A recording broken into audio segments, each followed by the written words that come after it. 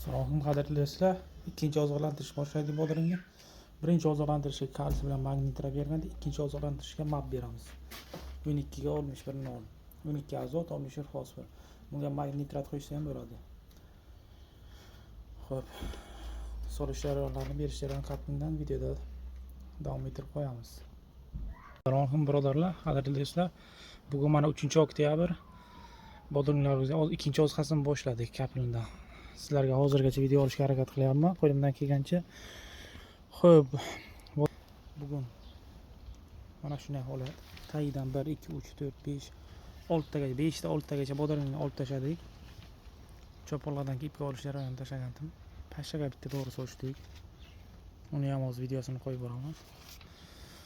Xo'p, 3 kun oldin kaplindan kalsiy berdik. Kaplindan 1 tonnaga 1 kilo 200 qilib kalsiy qayerdik. Har bitta ko'chatga 1-1,2 grammdan 1,5 grammdan hisoblab har bitta ko'chat soniga. Bugun map qayryapmiz. 1261 fosforlik, tanasi baquvvat bo'lib, tana tashlashga, stolga, ildizga, hamma taraflarga yordam berishga. Yana nima qilindi? Cho'poqdan keyin atroflari yumshoq ipga olingandan keyin mana bo'g'izdan solindi. 10 litrga 5 gram maksimum 5 gram redamir qilib. Bo'g'izning chirishini oldini olish uchun, chunki yumshatilganda hamma yo'lab o'taydi. Chirish mumkin edi. Mana bir ikkitasi ham chirmoqchida bo'ldi. Shuni oldini olish uchun 10 litrga 5 gram maksimum 5 gram redamir solib chiqildi. Har bitta ko'chatga 200 gramdan.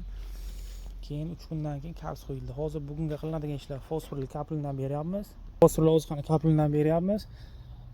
Ertaga xudo olsa keyin ildizdan yana qo'shimcha kuchaytirganda biostimulyatorlardan biri ildizni rivojlantiradigan. Farqi yo'q. Full max bor, Enravel bor, Radica Base bor. Shulardan bittasini 10 litrga 10 gramdan qilib, stoldan 200-250 gram qilib qo'yib chiqamiz. Unga qo'shiladi xohishi yashil gel 15, 65, 10 o'sha geldan qo'shiladi. Yantarni 2 gram hisobda qo'shiladi. Suvni pH'ini tayyorlash uchun. Ko'chatlar holati, Xudoga shukr, hammasi yaxshi. Har bitta oziqalarimizga aytgancha hozir ko'rsatib boraman. 1 tonnaga 100-150 gram temir bor qo'shib beramiz.